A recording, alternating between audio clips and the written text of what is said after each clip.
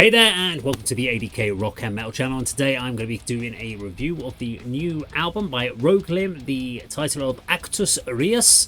It's a 9-track album that comes out very shortly. I'll get the exact date up on the screen for me. It comes out on the 12th of October. Just said that straight away. 12th of October. They're a Nottingham neurotic hardcore duo. Formed in 2021, so this will be the, I'm guessing, the debut. I'm going to give you a little bit from their press release and take you through my experience of the album.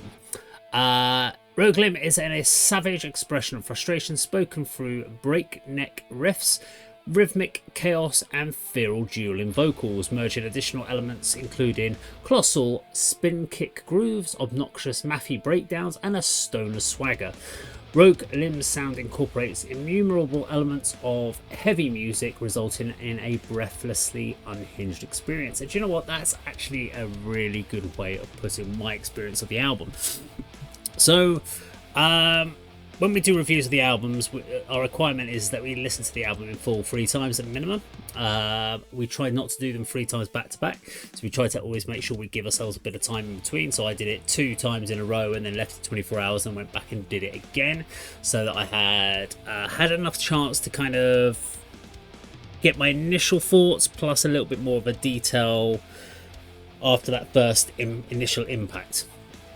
Now it's 9 tracks, and there's one thing that really stood out for me on the actual album itself, which was it's a duo. It's a guitar. The album is made up of guitars, vocals, drums, and you do naturally notice the lack of bass guitar.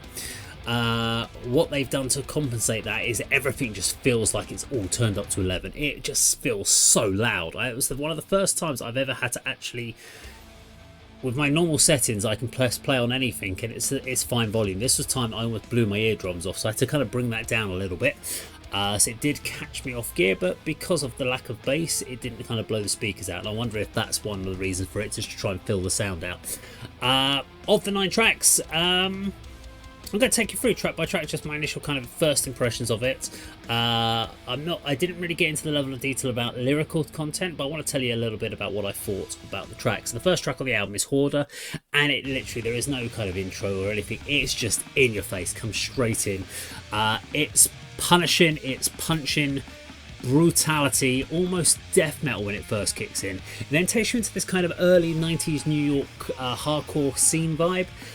Kind of reminiscence of like early Suicidal Tendencies, like the debut EP from Dog Eat Dog, before they kind of brought into more commerciality. There's a little kind of Dead Kennedys element in there as well, all kind of smashed together with some kind of pretty tasty, interesting riffs. And the talk about like the mathematical guitar riffs, it does make sense. It does, sometimes it works on the album, sometimes for me it kind of detracts.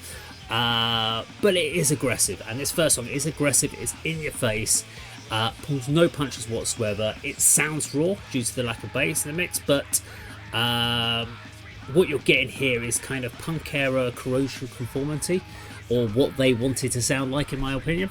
Second song is Shatter Them. It's a natural continuation from Hoarder. It's almost like part 1, part 2.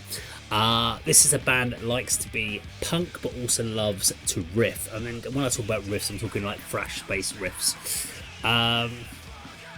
You hear hints of also bands like a bit of the wacky twisty Faith No More elements in there.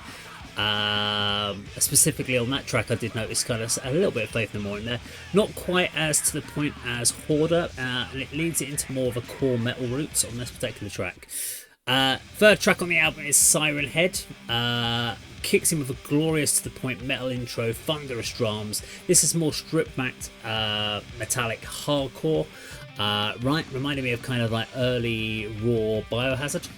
The Wound, early punk hardcore, straight off the bat, flowing riffs, chaotic drumming. If anything, it's a track that suffers from being overly thought out in its structuring.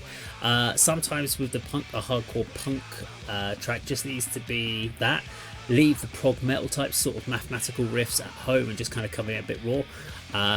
So this one for me just felt a little bit over thought out, but if you're into like the detailed mathematical kind of riffs, you'll love this. Next track, fifth track on the album is called Fuckboy.